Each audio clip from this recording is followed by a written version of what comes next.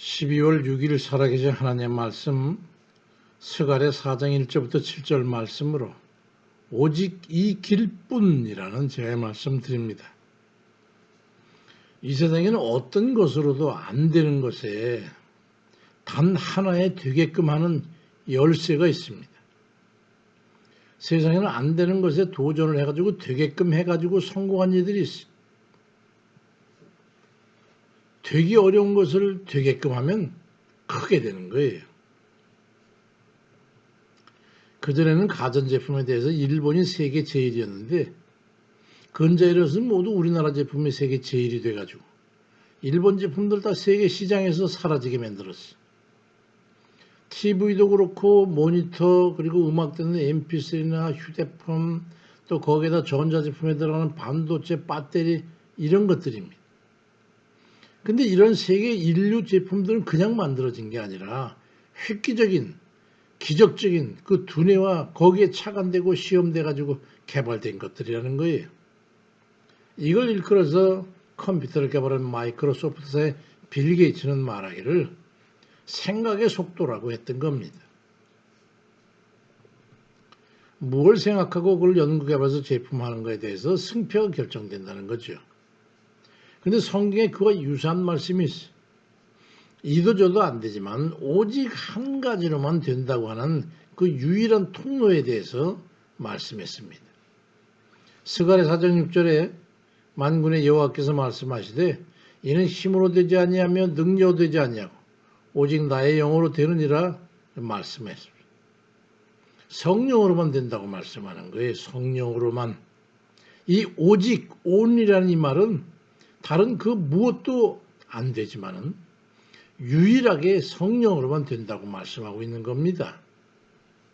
인생의 수많은 감당하기 어려운 문제들에 대해서 해결 방법으로 오로지 성령으로만 된다고 전제를 달고 있는 겁니다. 스가랴 4장 7절에 큰 산은 내가 무엇이냐? 내가 스룹바벨 앞에서 평지가 되리라고 말씀합니다. 높은 산 우리 치울 수 없어요. 우리 힘으로는 도저히. 그 큰 산과 같이 힘에 부치는 그 문제들을 해결할 수 있는 유일한 방법은 오직 하나님의 성령으로만 된다고 말씀하시는 겁니다. 성령을 받아야 되는 이유를 분명하게 이해를 해야 합니다. 고린도전서 2장 10절에 오직 하나님의 성령으로 이것을 우리에게 보이셨으니 성령은 모든 것, 곧 하나님의 깊은 것까지도 통달하시느니라 말씀합니다. 모든 것을 아시고 하실 수 있는 하나님의 생각까지도 공유하고 있으신 그분이 바로 성령 하나님이시라는 거예요. 그러니까 성령을 받지 아니하고서는 하나님의 도우심을 기대할 수 없고 문제 해결을 받을 수 없음을 말씀하신 겁니다. 어떠한 난감한 문제나 불가능한 일을 할지라도 성령으로만은 되는 것이기 때문에 주님께서 사도행전 1장 4절에 사도와 함께 모이사 그들에게 분부하여 이르시되 예루살렘을 떠나지 말고 내게서 들은 바 아버지께서 약속하신 것을 기다리라고 말씀하셨습니다. 왜 그러냐면 사도행전 1장 8절에 오직 성령이 너에게 임하시면 너희가 권능을 받고 내 증인이 될 거라고 말씀하셨기 때문에 그만치 성령 받는 것에 대해서 중요시 하셨습니다. 현재 우리 자신의 문제를 냉철하게 생각해 보십시오. 이대로 좋은가? 이대로 괜찮은가? 아니면 이대로는 절대 안 돼. 이 벗어날 방법이 없어. 벗어날 길을 찾아야 할 것인가 하는 거예요. 그렇다면 만약에 죽느냐 사느냐니 중차지한 문제라면 길은 하나에 성령의 권능을 힘입는 것 외에는 없습니다. 스가랴 4장 6절에 만군의 여호와께서 말씀하시되 이는 힘으로 되지 아니하며 능력으로 되지 아니하고 오직 나의 영으로 되느니라 말씀하고 있고 예레미야 32장 27절에 나는 여호와여 나는 육체의 하나님이라 내게 할 수 없는 일이 있겠느냐 말씀하고 있기 때문에 할 수 없는 일이 없으신 그 하나님의 능력을 힘입기 위해서는 오직 성령을 받는 것밖에는 길이 없다는 거예요. 성령께서만 하실 수 있는 일이기 때문에 성령을 받아야 한다는 거예요. 다른 길은 없어요. 성령을 받고 충만하기 위해서 어찌해야 되는 것입니까? 집중입니다.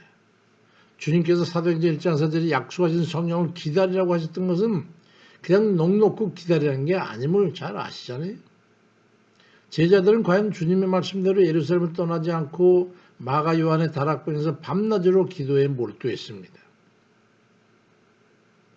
그렇게 그들은 그 무거운 중동의 그 찜통 같은 그 열기를 무릅쓰고 열흘 간이나 120명이 전심으로 기도했는데 열흘째 되는 날 성령이 임했던 겁니다. 하나님께서 우리 주님께서 승천하실 때 예루살렘으로 돌아온 제자들이 사도행전 1장 13절에 보니까 그들이 유하는 다락방으로 올라가니 11제자가 다 거기 있어. 여자들과 예수의 어머니 마리아와 예수의 아우들과 더불어 마음을 같이 오로지 기도에 힘쓰더라. 모인 무리의 수는 약 120명 정도 되더라.